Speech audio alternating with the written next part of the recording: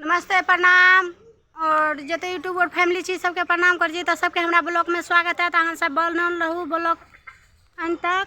और देख सके छी हम अपने मायके में आयल छलिए। तो हम रही 10-15 दिन रही चुकलिए। अब हम सब अपना घर पर जाए ससुराल। और देखे छिए हमरा माँ के दूरा पर गाछ है, बहुत अच्छा लगे छे। पकुआ के गाछ है, आखर के गाछ है। और ये गाछ बहुत सुंदर है, बहुत दिन से है। अहाँ सबके गाछ केहन लगे जरूर बताएं। और हम सब तो अपन घर पर जाए कल हम सब अपना घर पर चल जाए। और ये सब तो हमारे मायके में छी अभी। और देख सके छे हमारे माँ के घर छे। में बाबू रहे छथिन। वही घर सब में हमारे भाई रहे छथिन।